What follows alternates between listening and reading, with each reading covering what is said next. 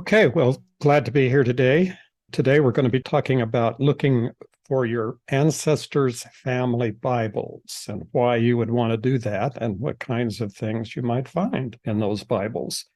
I'm going to start out by saying that I've found family Bibles to be extremely useful in solving some of the most difficult research challenges. Sometimes you just feel like you can't find anything. I mean, it just seems like the people just disappear or they just magically appear either way. And it turns out that a family Bible is the whole solution. One research project that I handled involved a family that moved from Texas to Arkansas. And then we had to trace, well, how did they get in Texas in the first place?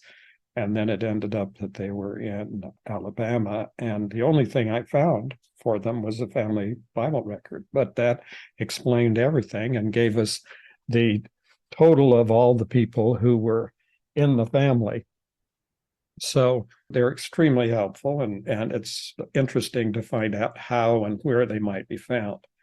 So finding a family Bible could be the key to breaking through a brick wall problem, because it may give a conclusion of who was and who was not a member of the family. And so that could be the issue that is resolved with a family Bible. So it's important to understand what they can contain just before we even get into talking about where they are and how we go about finding these items. First of all, they're a substitute for vital records, and I'll talk a little bit more about that in just a minute, but they often contain vital events, births, marriages, deaths, sometimes other things. Whatever they thought was important, they could write into the family Bible.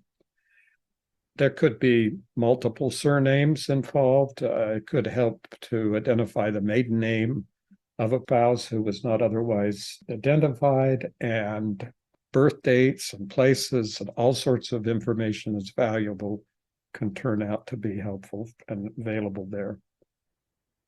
Baptismal information and godparents, sort of a substitute for, and I'll explain that also, for finding elusive vital records that may or may not exist. There might be additional family history. It could be for example, the presentation page, the first page of the Bible, may, or close to the first, may contain the names and family relationships, like to my dear daughter, so-and-so, who's married to so-and-so, and things like that. In other words, it can help move the family along. And then they were used instead of having a record of vital records. So there was no, and I'll explain timeframes and everything about this, but there was no real consistent record of people's births and marriages and deaths. Marriages were more often the exception because marriages affect real property and property ownership. And so they're more likely to be recorded and have some kind of evidence, even if it's in a deed or some other document. But these Bible records were often used to prove military pensions. The pages were actually torn out and sent into the government and show up in the pension files. And so there's a lot of different ways that these records could have evolved and been used. It's also important to realize that the Bible itself is a valuable artifact, because often there's items that have been tucked in the pages. So there's, things you may find something in that old Bible, letters, documents, photographs, almost anything that you can imagine that might be there is possible. And it could be newspaper clippings, it could be anniversaries or obituaries, funeral cards. We would call them funeral programs today because they're usually printed by the mortuary, and people often just keep those because they're a memory of a friend or a relative or someone in the family. Of course, you're going to get pressed flowers, bookmarks, even a marriage license, and photos, letters, cards, handwritten notes on scraps of paper. And when we're talking about Bibles, we're not necessarily confining this to old Bibles. In other words, the issue here isn't that it was a Bible from the 1600s or the 1500s or something. We're talking about Bibles today that may have been purchased and may have been used during the 1900s. And so there may be valuable information there that goes back and gives information, for instance, of a stillborn child or for whatever purposes. And so that information may be what's available in even a more contemporary Bible. One of the reasons why this is important, and I just mentioned this briefly, and this is an important thing to understand because people have a tendency to rely on the issue of obtaining a vital record.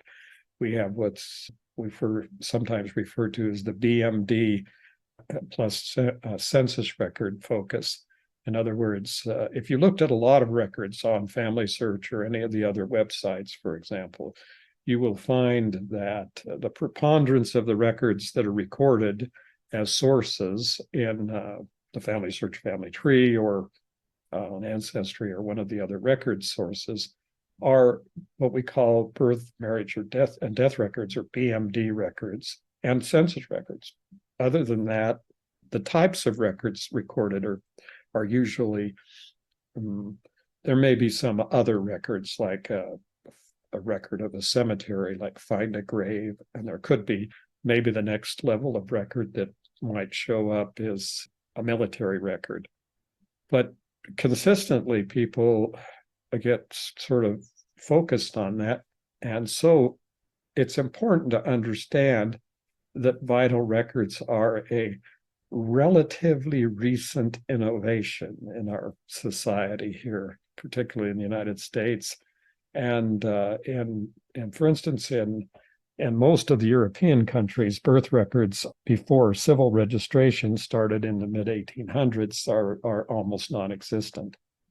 Very, very uncommon to find a birth record unless one of the church records, the priest or the pastor or whoever was keeping the church record happened to record the birth date. That happens more frequently in some countries than others, but it is something that seldom is there. So most of the time, before a certain date, we start relying entirely on church records rather than any other records. And in those cases, they're baptismal records. So here, for example, and we're going to look at North Carolina, the earliest birth records they can find in North Carolina are clear back in 1659. So there's some records that go back that far. And marriage records are the same years, and that's about the same time period when people started to come to North Carolina.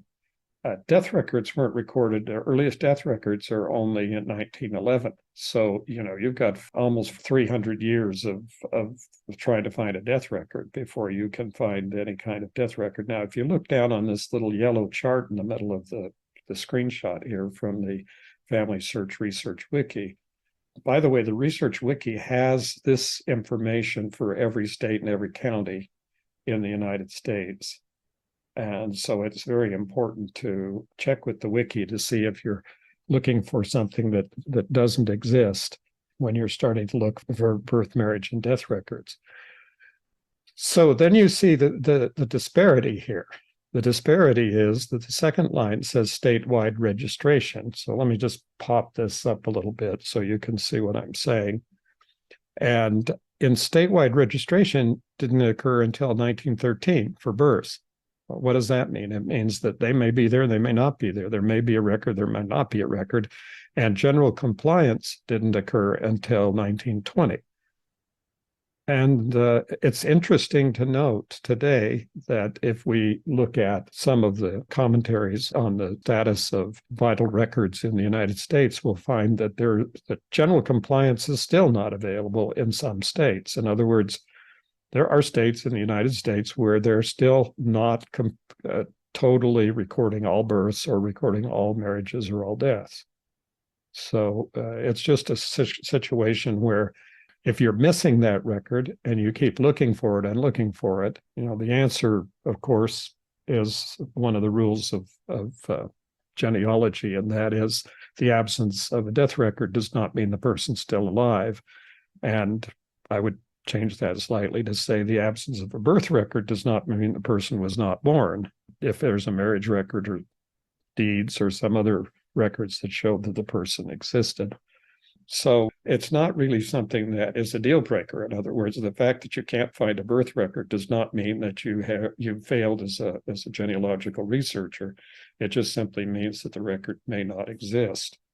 And so we need to kind of move on from that. All of these examples here are from the Family Search Research Wiki. So if you want to look at that kind of information, just give a browse and look at the different states. You might be surprised to find how late your state was in being generally compliant with providing birth, marriage, and death records. This is an analysis, and I'm giving some URLs, some addresses here for different resources in this particular presentation. And the question always comes up if there's a handout, and the answer is the video is the handout. So if you're watching the video and you need to get this information and you're looking for this particular record, then just stop the video and do a search on the name of the record. You're likely to find it. So I would suggest that that's the way that to handle this kind of information when it's in a video. So here's the situation. The situation is that this is an analysis of the stand of where we are in the United States with regards to when and where the vital records were held. And so if you dig into the history, you'll find out that there are gaps and there are times when there weren't records and there were, and all sorts of things. So understanding that what you're looking for may require some, let's call it, not necessarily genealogical research to find out whether or not you're looking for something that may or may not have existed. So the kind of rule, the general rule, is that the vital information by the states was uncommon before 1900. It's just not very common that more people than not were being reported in the vital records. And you'll see some gaps as you look at these different selections from Michigan and Nebraska and Illinois and Arizona and Rhode Island. And so I kind of picked a selection out here of where it might want to be. And if you look at this, you'll see that some of the records, like marriages, go way back, and they go back into time periods when they were possibly to see. Now, something like Rhode Island, for example, it says that their records go back to the 1630s.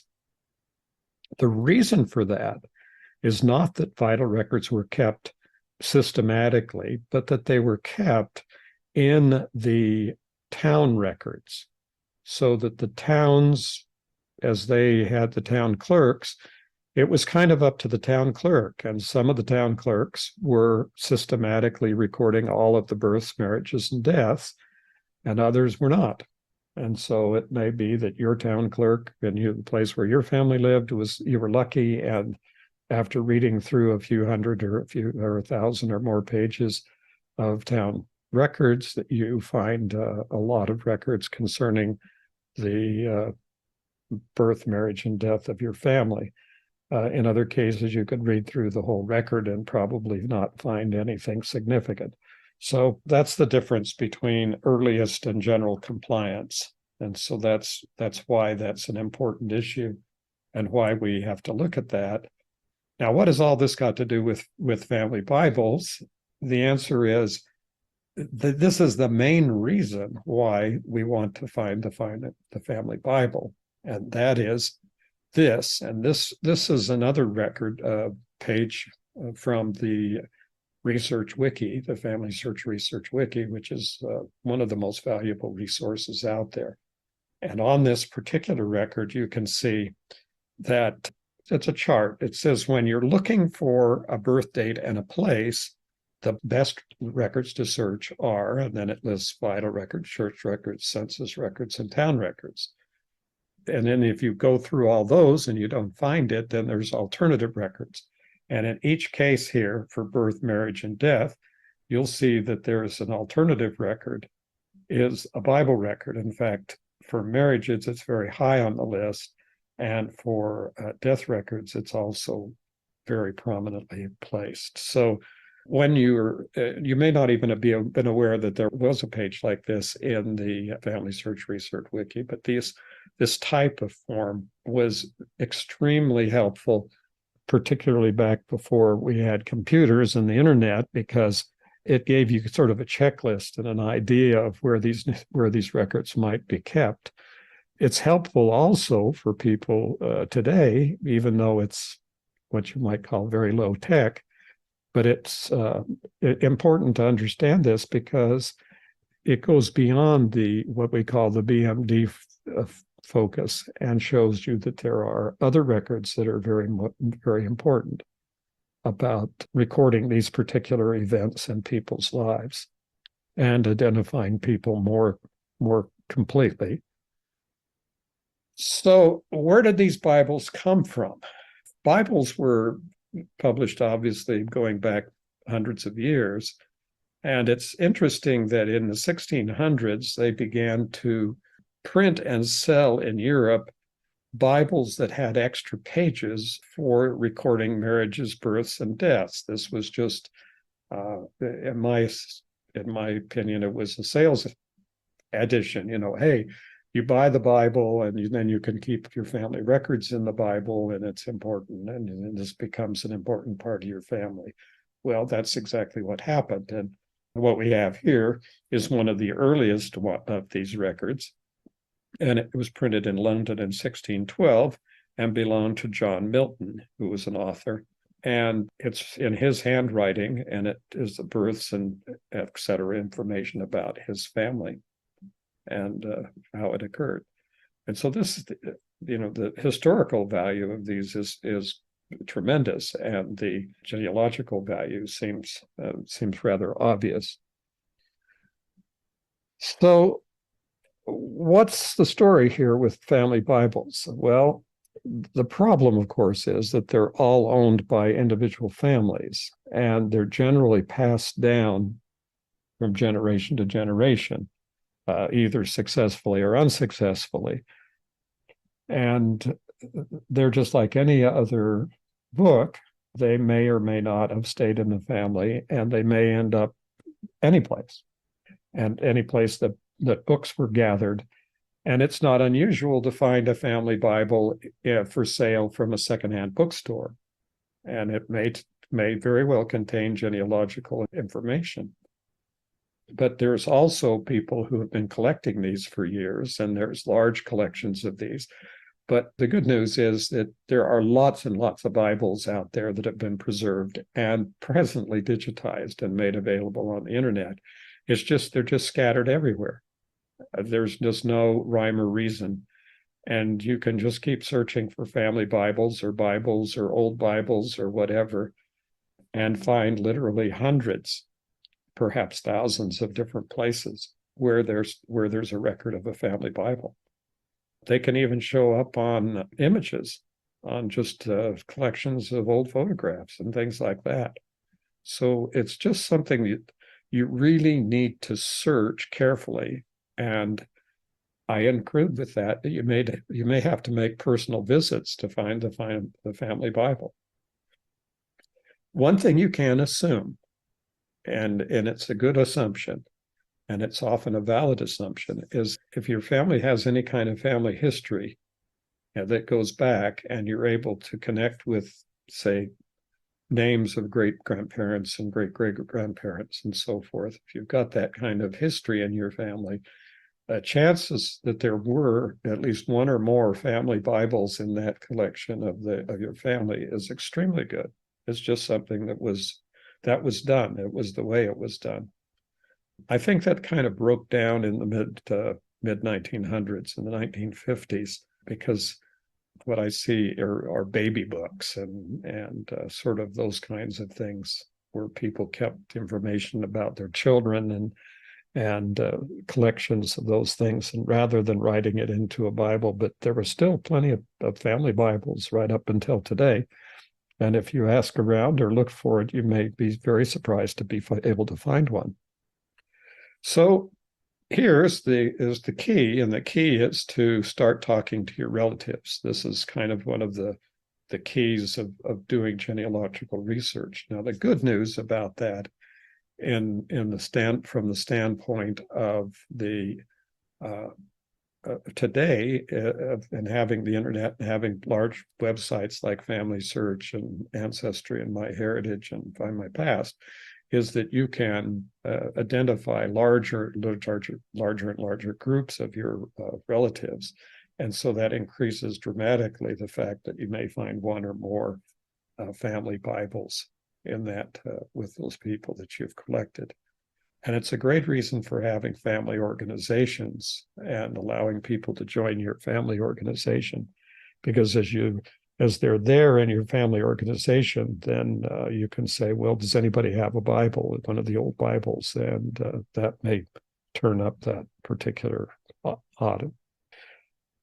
Now, once again, once you're just starting this and you're wondering how to get started on it, then I would go to the Family Search Research Wiki and look up United States Bible records and other Bible records, because in every category of the wiki, if you look over on the right-hand side of the wiki pages for each entry, you'll see a sidebar that has a list in blue, and all the in blue items are items that they have articles and connections to records for on the Family Search Research Wiki. So here, Bible records are going to show up on counties and on practically every entry in the United States and many of the entries in Europe. And they're going to give you some initial information about where the Bible records are actually kept and how to find them. So this is sort of the opening for researchers. And so it's a good place to become familiar with. So this is the starting point. So think about this as where you go to say, okay, now I got an idea of the kinds of places and the kinds of searches that I could make. And it's possible some of these collections are fairly extensive, and I'll go through quite a number of these various extensions as we go along here and talk about them. Now, what I found so far, and what may be the largest online collection of family Bible records, is the Family Bible Project. It has 600,000 index entries with over 60,000 surnames. And this is a collection that's ongoing. It's an active organization that is, in fact, as I'll mention here, that you can volunteer with this organization and help transcribe records that are Bible records that may be available, and find records, and gives you a place where the information could go. What they're doing is that they're transcribing these, and then or getting images of the Bible pages, and then putting those Bible pages into the memory section of Family Search. So if you have that memory section of Family Search, then you're going to be able to see the kinds of information that you may be able to find. This is an outline of the Bible Preservation Project, and it's part of the same website, the Family Bible Project. And what I thought would be interesting, this is just one page from the Family Bible Preservation Project and some of the information here. So I did a little bit of a screenshot down showing exactly what was on this page, so you get some idea of the information that's here. And as you go down, you'll see this is some copies of what would be in a Bible. And these are pages from a Bible that would give you an idea of the kinds of records and kinds of entries that you might see: marriage records, death records here, listing the time when somebody died, the dates, and things, and the records. That this is the information that may be entirely missing from some parts of your family, and this may be the key to opening up all that kind of record.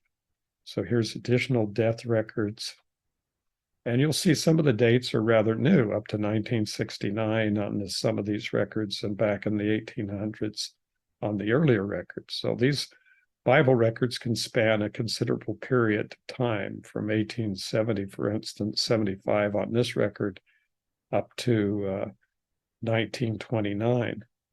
So there's a long period of time, and could provide a tremendous amount of information about family members as they were. So you can see how these pages just keep going. And then there's down the bottom here, there's some additional related sites. So this is just one page. And so this is why I think this is probably one of the more valuable resources for beginning a Bible search. There's a lot of information. And here's another one, the Preservation Project. And that is, these are all related, and they're all part of this Yancey Family Genealogy.org organization. And they have a goal of 30,000 files to be processed, and they've processed about 20,000 of those.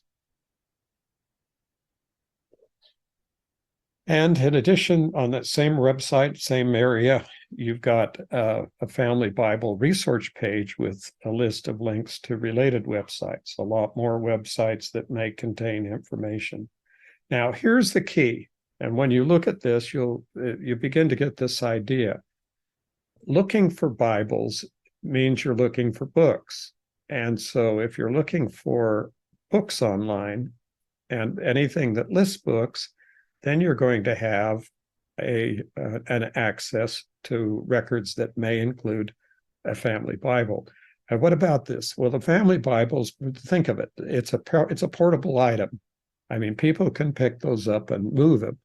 So it might move through handing it over to another family member. It might move when a family moved to another location of the church. The people may die, the family may not care, and the Bible could be sold or given away to a thrift store or any place, or a library or any place.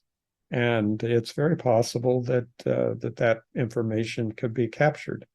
And as genealogists, even though we focus on our own families, it's very important to be open to the fact that you might want to help somebody else. So if you're in a book sale or something, and you run across a Bible and you open it up and it happens to have genealogical information in it, I would suggest it'd be a good idea to spend a few bucks or whatever was necessary and buy that Bible, get it, and then get it copied and get the information into one of these programs that collects that information, or donate it to one of the resources where the Bibles are being collected, which I'll talk about here.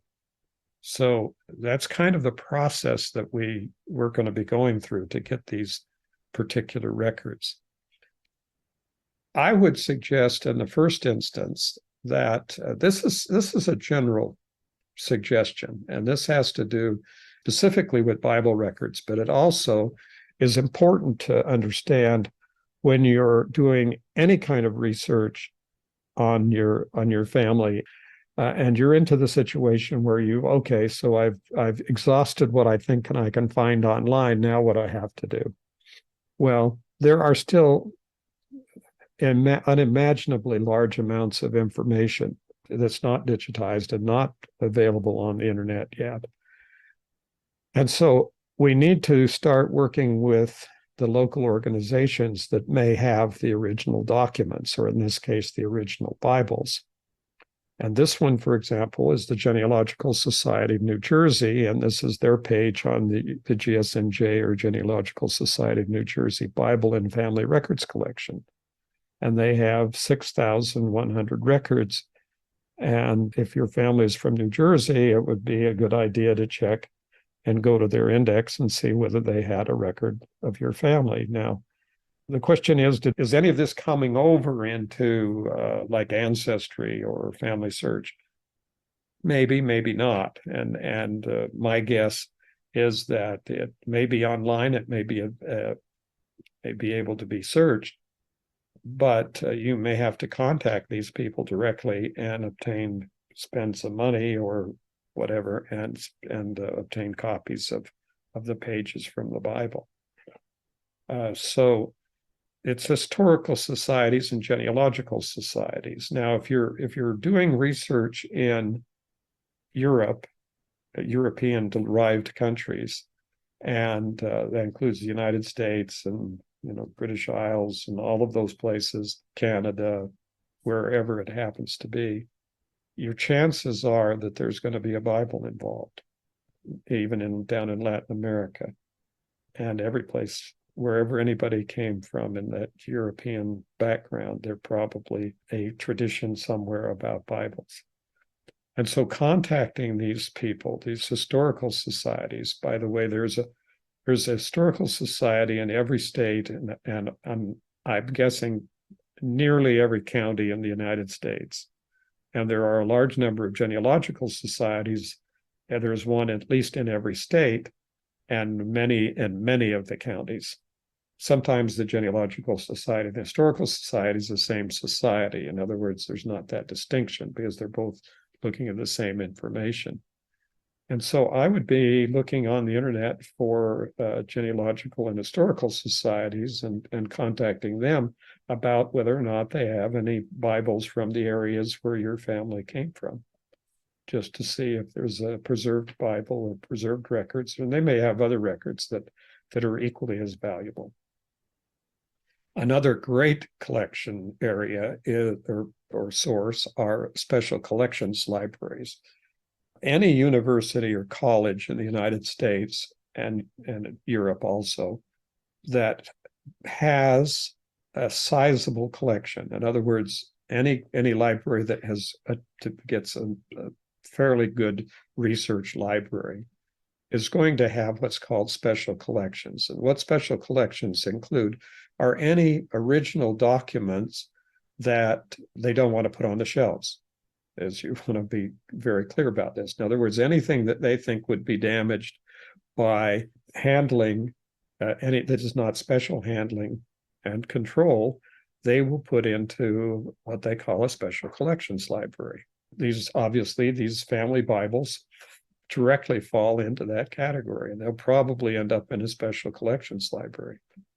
And so when you're talking about these, for instance, one thing I found early in my research was that there are probably over 100 universities and colleges, the higher education organizations in North Carolina, just as one figure.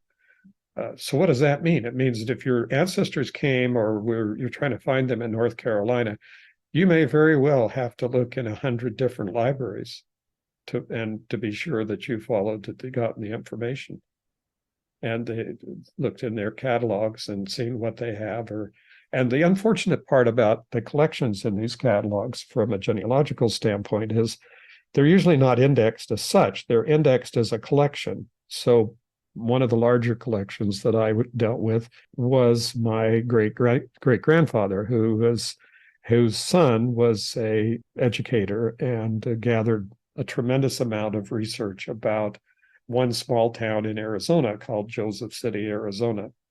There were about 21 linear feet of records in that collection. That meant if you put them on a shelf, it'd be 21 feet long. That's how they measure this. The problem is that all that information in those 21 pages is not indexed, and the records, and they've never been, the whole record set has never been digitized. And so the only way you can find that and go through that record is if you go into the library, sit down, and ask for the volumes one at a time as they bring them out, or however they manage to bring them out to you from their reading room. So that's the process you go through to get this information, and this is where you're going to find the Bibles. They're just going to be there, and they have these collections in these special collections libraries and other societies. So here's some more examples of family Bible collections. I just mentioned North Carolina, and here's the state archives of North Carolina, and they have a number of Bible records. That's one of the selections of the types of records that they've got in their research collection. And some of those may be available, and they may be on their North Carolina Digital Collections. And that North Carolina Digital Collections is gathering all that information. And I'll mention another source that may be valuable, and that's the Digital Public Library of America. So let's kind of move on. The National Genealogical Society, called NGS, has their family papers collection, and they have more than 2,000 family Bibles and 60,000 members' ancestor charts. So if you join NGS as a member or join a society that belongs to the National Genealogical Society, then you would be able to get access to this. This is an example of a regional library. This is the Craven-Pamlico Regional Library in North Carolina. And it has, and I'm picking on North Carolina, obviously, today. And they have another collection of Bible records. So you can call them, and I suggest contacting these people and finding out what information they have and what the access is, because they may have a lookup service and things like that. You may be able to find it. And just so you understand, this is another library that you may find things in, and this is just an illustration of digital collections. This one is from Ohio, and this is called the Cedarville University, and it's a small university, but it has a Bible collection, and it may have only one or two, but it may have the Bible that you're looking for. And so it's just one of those things that we learn about as we start moving beyond our sort of focus, obsession with online and very available records, and finding out that some of these things take a substantial amount of effort. I would just run one search, for example, just to find a lot of collections of it. This is the WorldCat. If you're not familiar with WorldCat, you should be as a genealogical researcher, because this is the catalog of the world's records in libraries and archives. There are more than 2 billion. I don't know how many now, but they passed the 2 billion record level some time ago. This is 2 billion different records repositories. And they have the records, index records here that are searchable. You can't tell what's in the searchable, but I mean, you'd have to go further in your research to find out the contents of any particular book. But this will tell you where the book is available. And if you click on an entry, you can put in where you live, your zip code. And when you have your zip code in here, it will tell you how many miles away from the libraries you are, or whether you have one that's local. So if you live in a town like where we are here in Provo, Utah, we have a very large one of the major university libraries here, right in just a few blocks from where I live, which is one reason why I live here, by the way. So here's some additional ideas. So go to WorldCat. It comes up with almost 12,000 entries of various things that have the name family Bibles in them. So there's an unlimited number of entries here. Now, whenever we're talking about finding books, and Bibles are books, again, I say that, it's just absolutely essential that you understand how to use and regularly use the Internet Archive, which is archive.org, archive.org. And you need to get in here and you need to start searching. Now, the one key here that's important is that everything in the archive.org is, the Internet Archive is searchable by Google.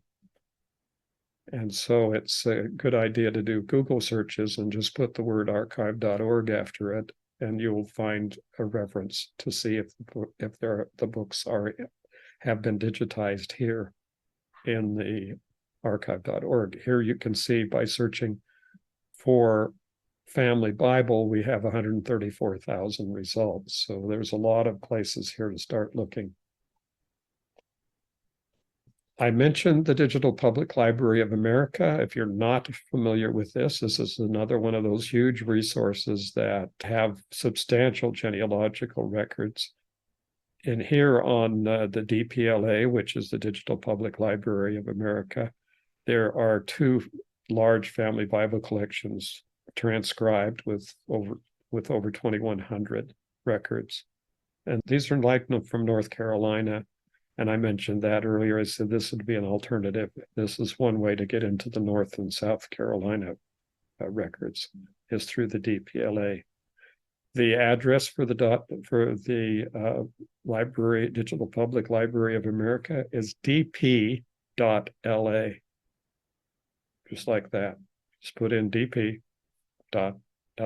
That's the address. Nothing else. That's the whole address. And this is a tremendously large online collection that's been built over the last few years. It's a relatively new resource, but it is tremendously valuable, and it's another window into this family Bible issue. There is another compilation here of links to where the Bibles may be kept. And this one is called the Bible Records Online. And I've got the URL over there. It's biblerecords.com. And here's another bunch of links out to possible Bible records. Here's American Ancestors, and they have a large collection of Bible records. But the good news is that that you have these records available, and probably the caution here, not necessarily bad news, is but that you would need to join the American Ancestors website.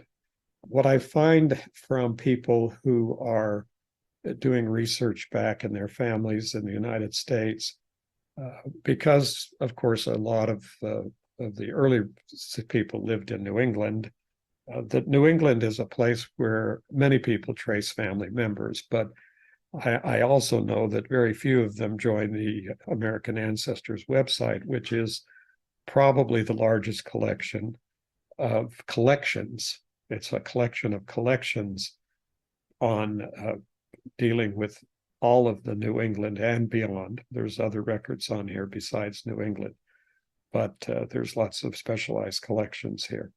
So it would be helpful to go onto the website and just review the kinds of records that they have. And when you do this, you may find that paying for a membership each year is extremely valuable part of your research. The point that I'm making here is that looking for family Bibles is pure research. Now, what do I mean by pure research? I mean, it's not just simply adding some search terms into a search online. It isn't just simply going and looking at a library catalog. Pure research involves analyzing where and how the information that you are looking for can be accessed or where it might have been preserved. And once you understand that principle, and you're dealing with a book, which is the Bible, a bound volume that has pages and substance. Some of these family Bibles are very large and very heavy, and some of them are much smaller.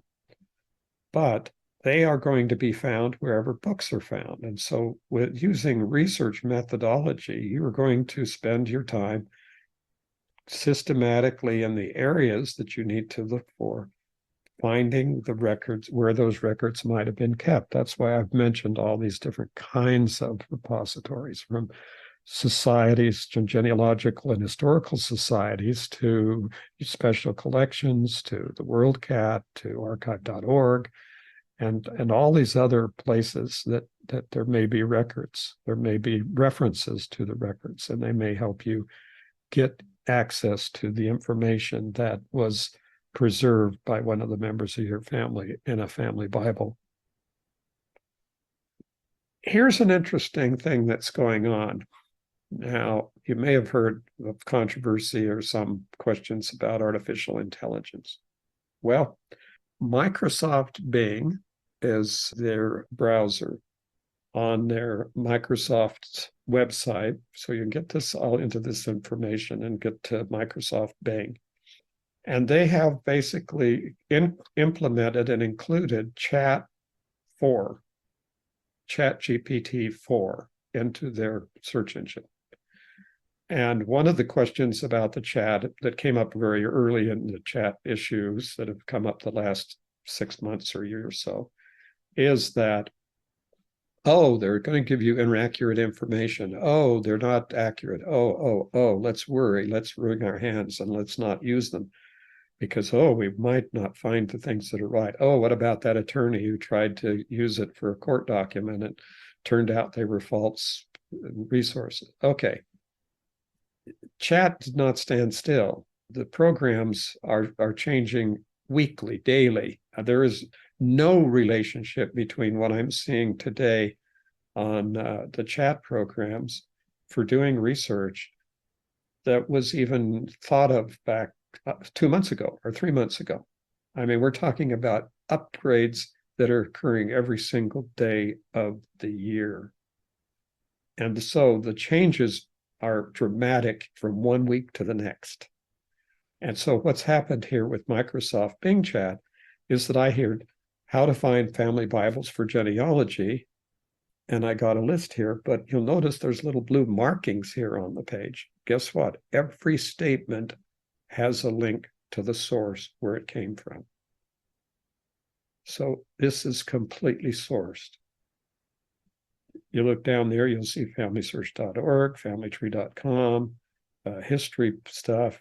In other words, when you do a search now using Microsoft Bing Chat, you don't just get the information organized and accessible, but you also get links to all the sources where that information came from. So you can check the sources. If you don't believe it, check the source.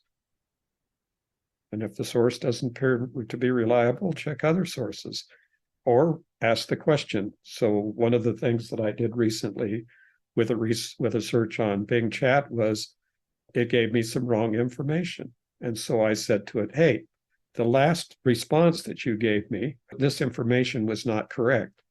And Chat came back and said, oh, I apologize. I will look more carefully, and came back and gave more specific information. So basically, even if you get something that's wrong, you can start calling them on it, and it will then respond with either an apology or whatever, but it'll respond and come back and help you find that information more specifically. All I can say is this opens up a whole new world of getting more information and more specific answers to questions than anything we've ever had previously. And it's a way to get into this information that you may very well find to be very useful in pushing ahead with any research you're doing.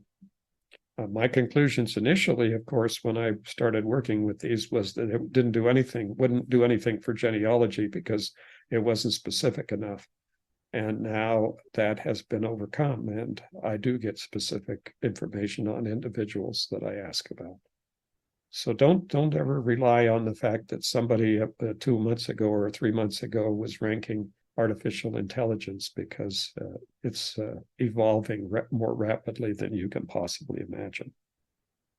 So here's kind of what it gave me, just some like a checklist of places to look for with the various footnotes, links out to the references. These were the references that it gave me. Now you'll say, well, those aren't original sources. Well, the answer is every one of those sources has hundreds of links to other sources. So it's providing you a window, and you can also go back in and be asked for more specific questions. You never know where you'll end up looking. This is really the issue with family Bibles is you just never know. You never know where you're going to find one or when you're going to find one that's useful or helpful to you. And especially you're never going to find them if you don't go out and look for it and you don't spend some time and at least understand that that's one type of record that you may want to systematically be involved in researching. Okay, well, thanks for watching.